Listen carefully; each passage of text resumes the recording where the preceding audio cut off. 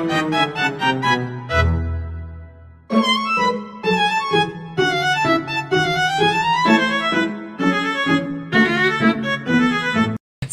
siang. Bagaimana kabarnya? Alhamdulillah untuk saat ini kita sehat dan harus sehat selalu ya. Hari-hari ke belakang mungkin sedikit lebih padat ya Bu? Iya betul sekali. Alhamdulillah kita karena mungkin dengan adanya komunitas, jadi harus selalu sosialisasi dan gerakan-gerakan kita harus berdampak buat masyarakat. Masya Allah. Terisna Auli, bagaimana kabarnya? Sehat? Puji Tuhan, baik, sehat. Sedang disibukkan dengan akademik atau bagaimana? Ya, kebetulan disibukkan dengan akademik juga proker dari himpunan. Baik rekan-rekan sekalian, pada diskusi kali ini dengan tema melestarikan dan menjaga sungai. Rekan-rekan semua, sungai merupakan sumber kehidupan yang menjadi peran penting bagi manusia pula ekosistem. Saat ini, seperti yang kita ketahui, bahwasanya sungai mengalami polusi akibat aktivitas manusia dan kurangnya akan kesadaran manusia itu sendiri. Oleh karena itu, upaya melestarikan dan merawat sungai menjadi tanggung jawab kita semua. Baik itu individu, komunitas, organisasi, maupun sejarawan, kawan-kawan. Baik, mungkin Teh dan Bu Iin, untuk membuka diskusi kita pada kesempatan kali ini, saya ingin mengajukan pertanyaan pertama. Boleh. Ya, siap. Untuk Bu Iin dan Terisna Uli, Ya. apa sih pertama yang melatar belakangi sehingga terbentuknya gitu komunitas Cika-Cika ini? Yang membentuk ya dari belakangi mungkin kita atas dasar dari rasa kepedulian teman-teman dari komunitas Cika-Cika, karena melihat dari sisi lingkungan baik itu bantaran sungai dan lingkungan setempat sudah pencemarannya sudah tinggi sekali, jadi sudah tercemar. Maka dengan rasa kepedulian tersebut kami membentuk komunitas Cika-Cika, yaitu melindungi bantaran sungai. Baik Bu, untuk komunitas Cika-Cika ini sudah berjalan atau aktif dalam aksi lingkungan gitu Bu? Ya. Sedari tahun berapa gitu? Kita sebenarnya kita berdiri itu tahun 2009. Jadi kita kalau bahasa Sunda nama ngabaladah dulu, ngababa dulu, mungkin melihat-lihat dulu, karena awalnya kita dulu sering main ke sini, sering kalau ini mah ngaliwat bareng. Nah, ketika ngaliwat bareng melihat kondisi sungai-sungai Cikapundung, volume sampahnya sangat tinggi. Nah, dari situ baru kita membentuklah gimana nih supaya si sungai ini menjadi bersih airnya atau volume sampahnya mengurangi gitu ya. Maka barulah kita membentuk komunitas Cika-Cika tahun 2012. Jadi tidak langsung membentuk dulu, tapi kita mungkin kalau ini mah meneliti dulu ya. Baru tahun 2012 kita membentuklah yang namanya komunitas Cika-Cika, yaitu yang visinya yaitu melindungi bantaran sungai. Jadi kita mah kelompok penggiat sungai atau relawan penggiat sungai Cikapundung. Berarti awalnya tuh kesini hanya sebatas main gitu ya Bu? Main, ya main betul, ngaliwat. Ya ngaliwat. Sampai tidak sengaja mungkin melihat sungai yang kondisinya buruk. Betul. Lahirlah kesadaran dari di situ ya Bu? Iya betul. Untuk Terisna Uli, sebagai Nahkoda HMTL Wasir periode 2025-2026, apa sih implementasi yang sudah dilakukan atau mungkin akan dilakukan ke depannya dalam aksi menjaga lingkungan? Oke. Kalau misalnya dari himpunan sendiri gitu ya, pastinya di himpunan juga kan adanya agenda ataupun proker yang memang tujuannya yang pertama bukan hanya untuk menjadi pengalaman anggota-anggota di himpunan juga, berarti satu lagi itu berarti tujuannya adalah untuk melestarikan lingkungan juga gitu, sebagai implementasi dari kita semua juga sebagai anak teknik lingkungan. untuk apa yang telah dilakukan. Misalnya contohnya seperti ini, kita berkolaborasi Ya, gitu bersama Cika-Cika membersihkan sungai itu salah satu bentuk upaya kita untuk melestarikan lingkungan. Juga biasanya juga kita dari jurusan Teknik Lingkungan ini ada kegiatan menanam pohon. Terus si menanam pohon ini juga nggak cuma ditanam aja gitu, bakal ada controlling dari kita sendiri apakah si pohon ini hidup atau enggak seperti itu. Jadi hal-hal kecil yang memang bermanfaat buat alam gitu. Jadi dari hal-hal kecil yang memang bermanfaat buat alam ini semakin sering kita lakukan maka semakin baik gitu untuk alam. Berarti dimulai dari hal terkecil dan betul. sehingga berdampak bagi lingkungan ya. Nah, Terisna. Ya. Lanjut, menurut Ibu dan Terisna, ya. sungai kita nih memang rusak karena kurangnya pengetahuan atau kurangnya kepedulian. Kalau menurut Ibu sendiri, sebenarnya kurangnya rasa kepedulian. Karena gini ya, yang Ibu alami di sini sudah menjelang 16 tahun, kita bisa membersihkan sampah di sungai dalam waktu 1 jam ya tadi ya. Berapa kilogram yang dapatkan kita sampah. Nah, yang paling sulit itu adalah menyadarkan rasa kepedulian masyarakat. Tidak hanya 1 jam, tapi kita bisa berbulan-bulan, bertahun-tahun. Nah, makanya di sini Ibu dengan gerakan-gerakan selain membersihkan sampah yang ada di sungai, terus menanam pohon ya, yang tadi sudah Risna paparkan. Nah, kita juga jangan lupa harus selalu sosialisasi dan edukasi kepada masyarakat. Karena ketika kita sering sosialisasi, maka pola pikir si masyarakat tersebut, rasa kepeduliannya itu akan tumbuh begitu. Itu mungkin kalau dari Ibu sendiri. Baik Ibu, mungkin ketika kita melaksanakan gitu Bu kegiatan bersih-bersih sungai, bukan hanya sebatas membersihkan saja mungkin ya Bu, betul. tapi mengedukasi masyarakat terhadap pengetahuan mereka akan pentingnya sungai gitu mungkin ya Bu. Betul.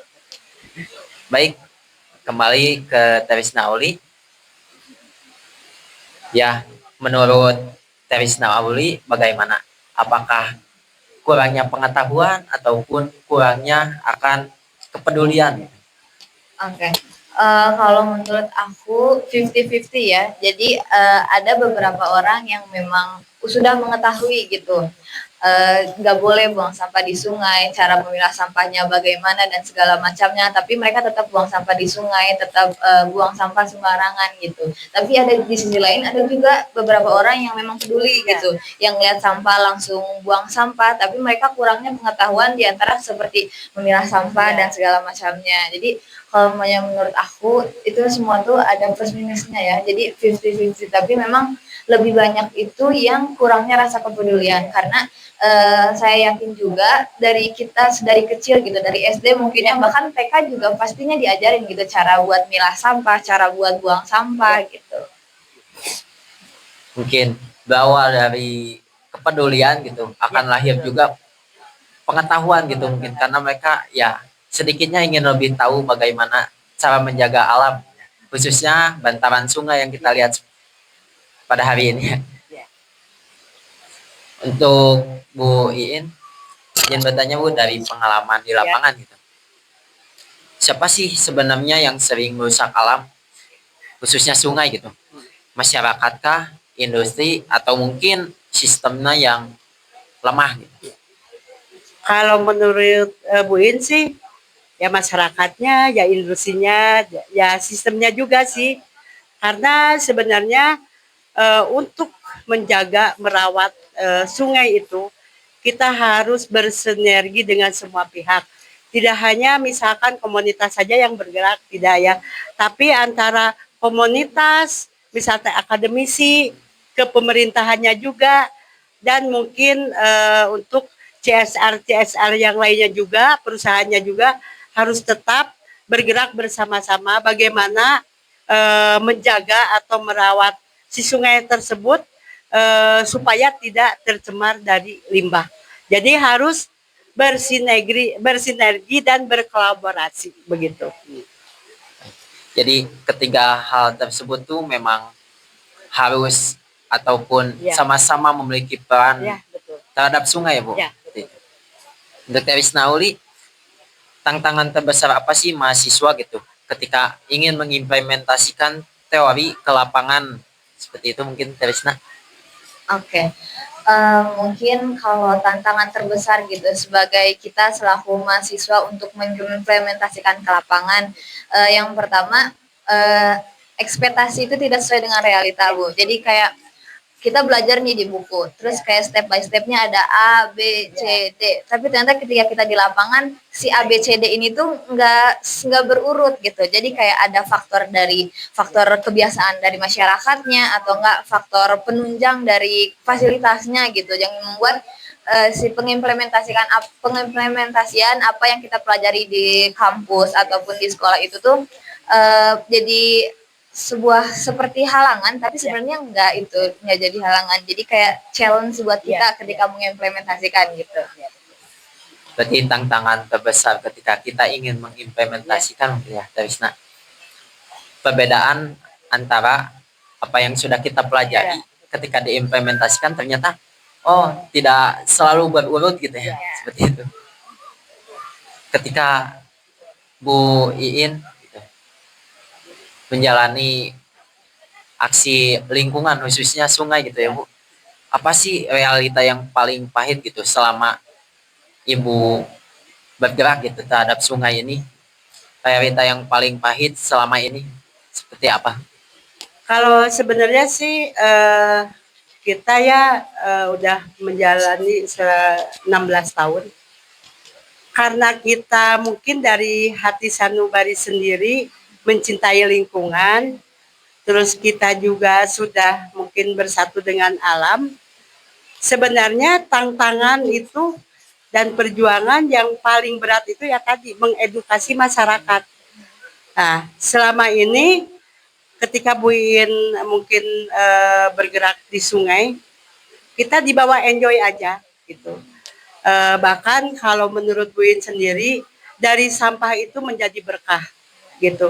Mungkin untuk sebagian orang ketika kita lagi bersih-bersih sampah, baik itu di sungai ataupun di bantaran, kita mungkin dilirik hanya sebelah mata. Nah, naonan sih si Bu Iin teh bersihan sampah di sungai. Tapi bagi Bu Iin sendiri dan teman-teman Cika-Cika, sampah adalah menjadi berkah. Karena dari sampah dengan adanya komunitas Cika-Cika, jadi kita bisa bersilaturahmi, kita bisa bergerak bersama-sama untuk menciptakan Kota Bandung lebih baik lagi, dan gerakan-gerakan kami di sini bisa berdampak buat masyarakat, buat akademisi, ke pemerintahan. Karena mungkin kalau Ibu tidak beberes sampah di Sungai Cikapundung, tidak ada Cika-Cika, mungkin Ibu nggak akan kenal dengan teman-temannya gitu. Tapi dari sampah menjadi berkah. Ibu juga di sini sebenarnya tidak kuliah di tentang lingkungan, tapi secara otodidak karena tiap hari kita bergerak di sini, kita menjadi narsum. Nah, itu dari sampah gitu ya. Secara tidak langsung, tidak lihat materi, tidak lihat apa, tapi otodidak apa yang kita lakukan sehari-hari di sini menjadikan nanti materi untuk jadi narsum. Karena sebenarnya di Sungai Cikapundung itu airnya bisa jadi materi. Terus batunya juga bisa nanti untuk pemaparan materi ketika jadi narsum.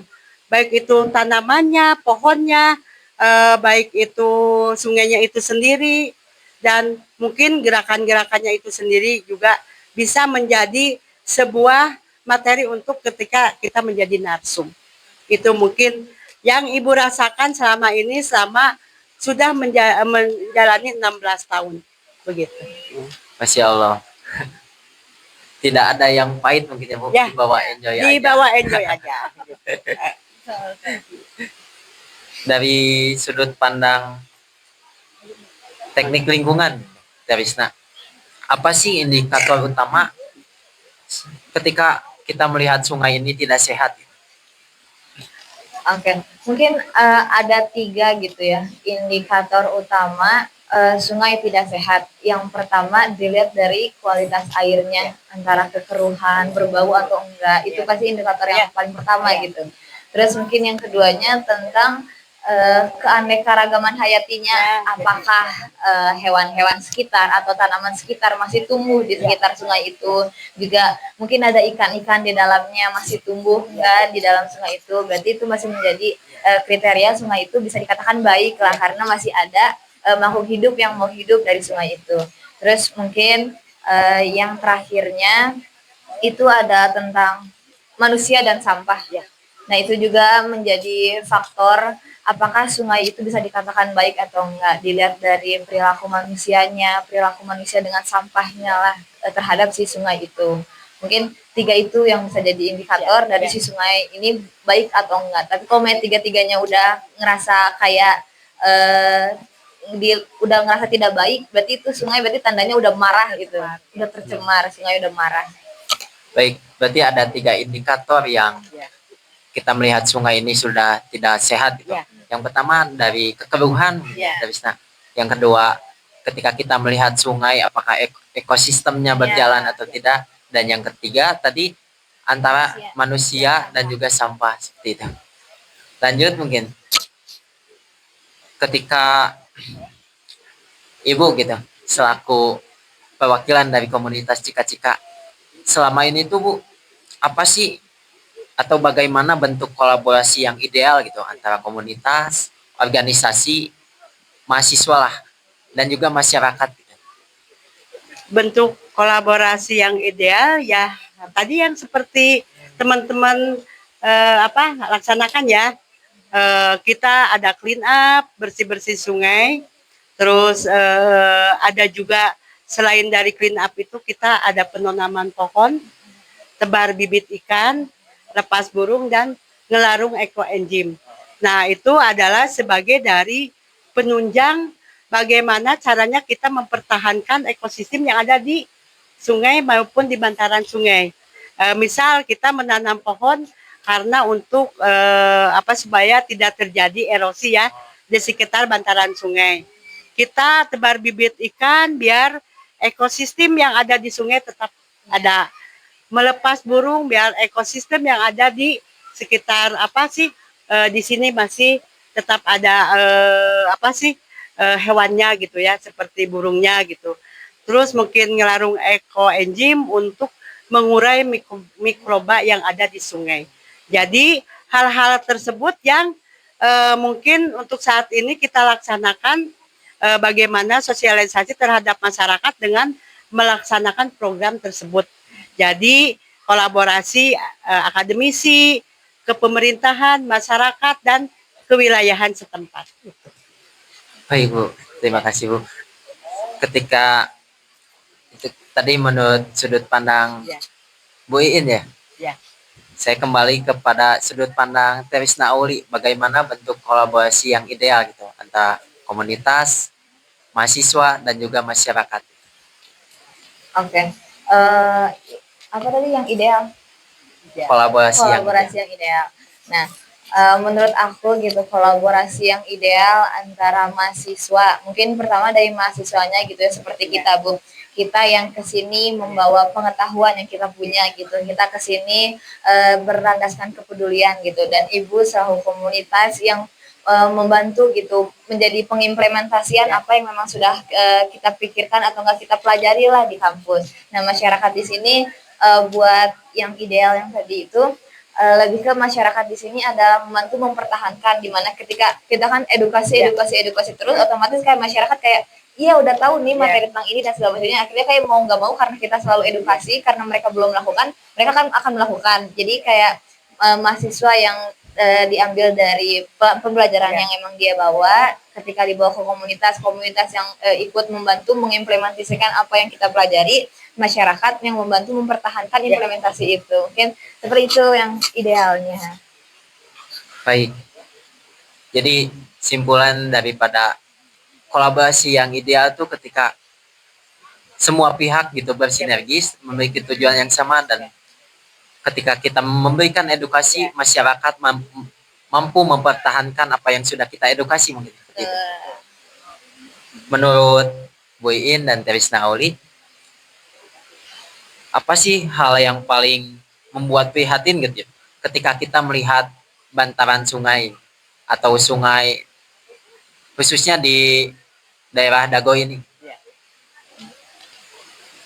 Yang kalau menurut kita, kalau menurut mungkin Bu In di sini, yang sangat memprihatinkan itu ketika kita sudah melaksanakan gerakan-gerakan kita membersihkan volume sampah yang ada di sungai, sudah edukasi, sudah sosialisasi ya, tapi masih ada gitu masyarakat yang masih membuang sampah ke sungai.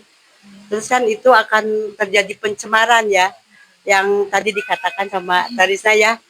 Jadi si sungainya itu akan menjadi tercemar, airnya juga akan menjadi keruh, dan akhirnya fungsi sungainya itu sebagai air sumber kehidupan itu tidak berfungsi untuk masyarakat gitu.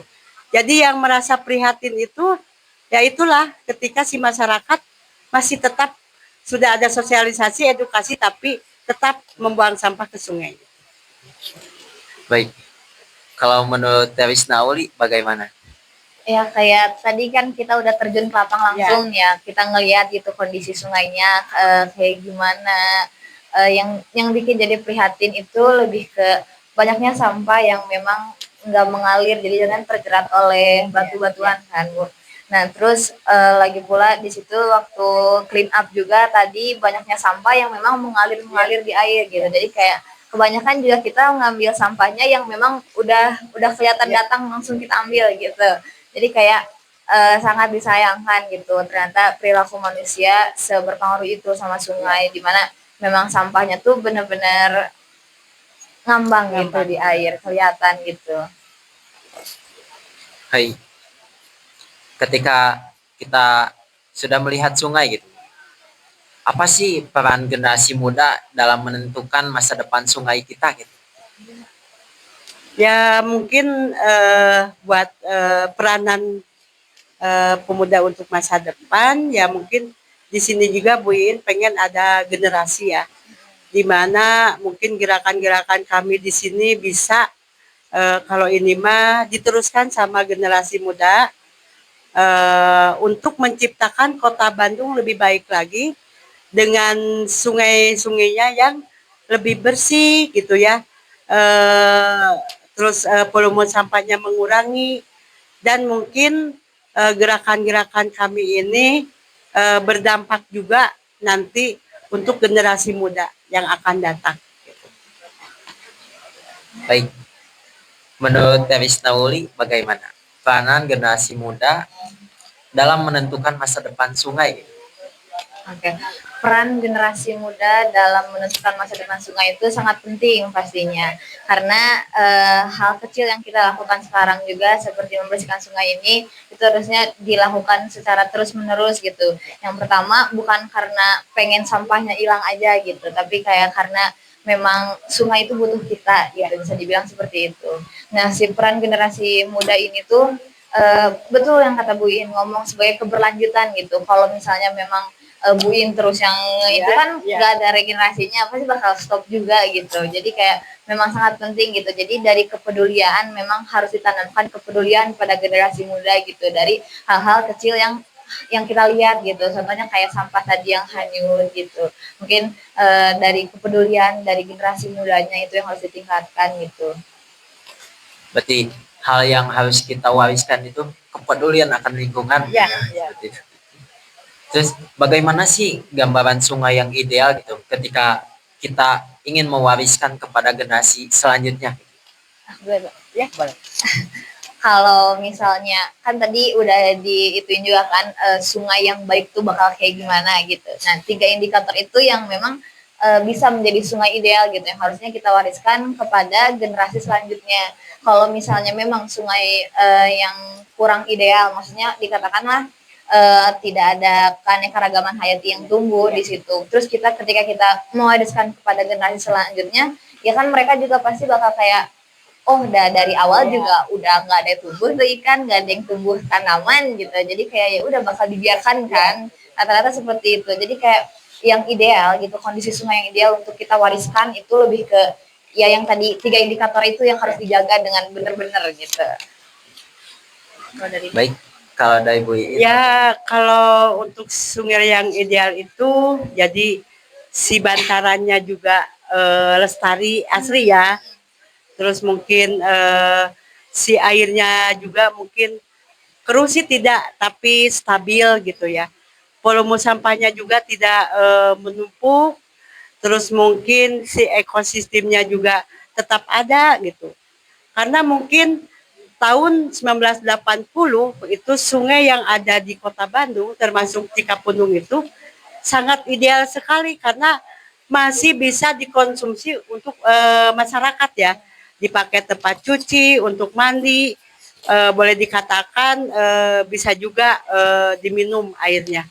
Tapi setelah 1980 ke sini sudah tidak ideal karena dengan padatnya penduduk di Kota Bandung, jadi banyak yang mendirikan bangunan di sepadan sungai. Nah, kepadatan penduduk juga itu menjadi si sungai sangat tidak ideal gitu. Jadi mungkin sungai yang sangat ideal untuk saat ini susah gitu ya, karena mungkin dengan sudah tercemar, padatnya penduduk, terus kurangnya rasa kepedulian si masyarakat tersebut gitu. Jadi menjadikan sungai tidak ideal. Jadi yang ideal itu kembali lagi kenangan ke tahun 1980. Nah, itu sungai sangat ideal sekali. Untuk saat ini mah rasanya susah mencari sungai yang ideal. Gitu dari. Baik Bu, terima kasih. Ketika berbicara soal generasi mungkin Bu, kepedulian terhadap sungai maupun lingkungan sekitar kita, ketika generasi itu tidak ada gitu, apa sih bayangan dari Bu Iin dan Terisna Uli 10, 15 sampai dengan 20 tahun ke depannya gitu? Seperti apa? Ya kalau menurut Bu Iin ketika nanti bayangan ya ke depannya ketika tidak ada generasi, ya mungkin si sungai itu volume sampahnya semakin meninggi, terus pencemarannya sangat tinggi, terus mungkin si sungai tersebut tidak lagi berfungsi untuk tempat mengalirnya air, begitu juga tidak berfungsi untuk masyarakat juga gitu. Nah, makanya mudah-mudahan nih dengan adanya gerakan-gerakan kami tim komunitas Cika-Cika ataupun penggiat lingkungan yang lain bisa diikuti sama generasi yang akan datang gitu, karena mungkin gerakan-gerakan kami juga meskipun kecil tapi berdampak buat masyarakat dan generasi muda. Menurut Terisna bagaimana ketika kita tidak ada regenerasi gitu, apa yang terjadi 10, 15 sampai dengan 20 tahun ke depan?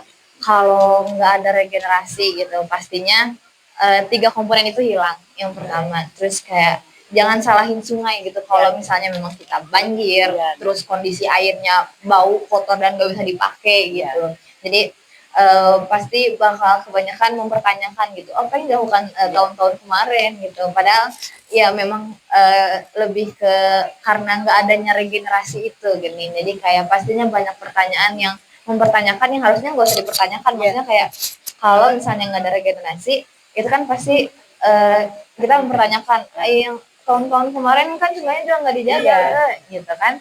Jadi kalau misalnya yang jelas gitu, kalau misalnya emang nggak ada regenerasi pastinya gitu yang bakal menderita si angkatan selanjutnya gitu, regenerasi selanjutnya yang bakal menikmati sungai yang kotor, sungai yang nggak bersih dan segala macamnya seperti itu.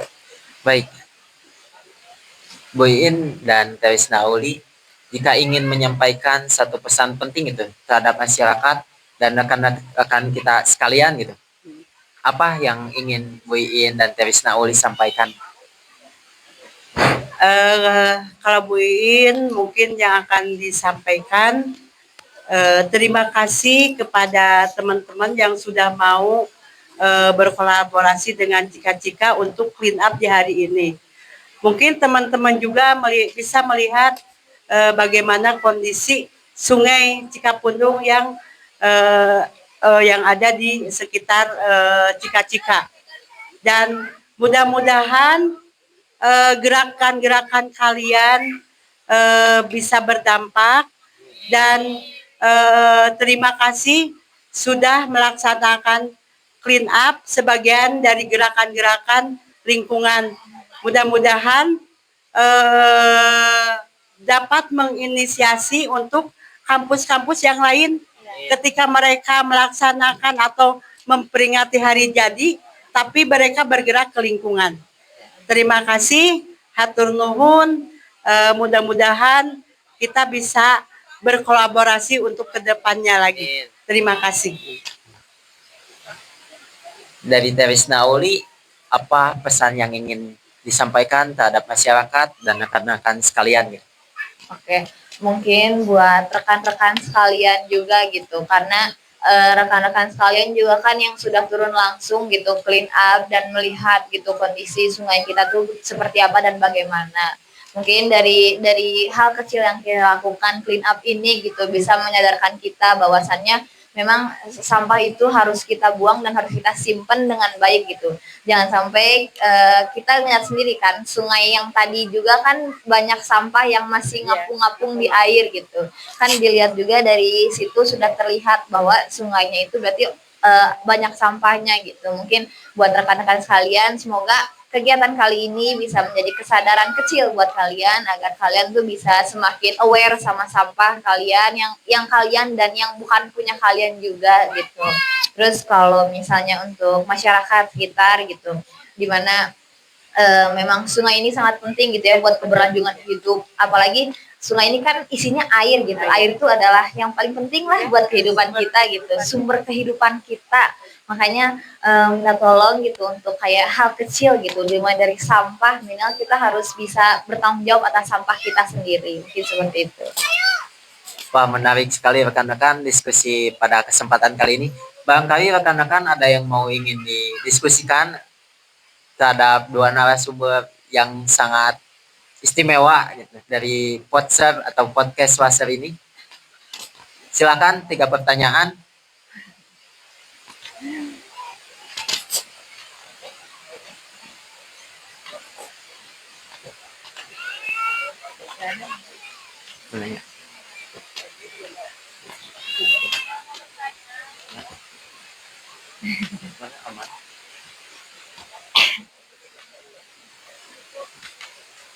Baik, bila tidak ada yang ingin dipertanyakan, rekan-rekan sekalian, dari diskusi yang telah kita dengarkan bersama, dapat kita simpulkan bahwa kondisi sungai saat ini tuh memang bisa dikatakan tidak baik-baik saja ya.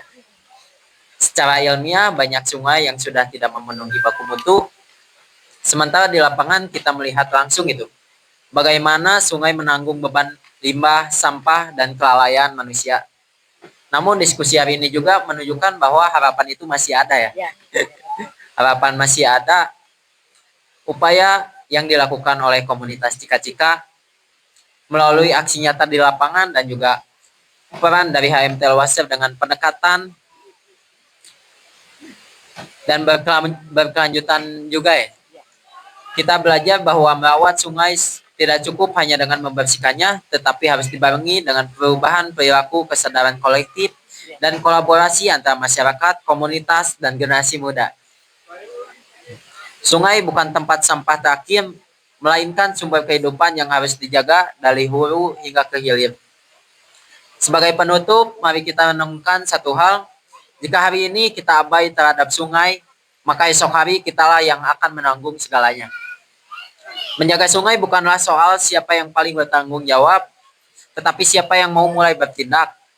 Akhir kata, saya sebagai moderator mengucapkan terima kasih atas ilmu dan inspirasi yang telah dipublikasikan, serta kepada seluruh hadirin atas perhatian dan partisipasinya. Semoga diskusi ini tidak berhenti di ruangan ini saja.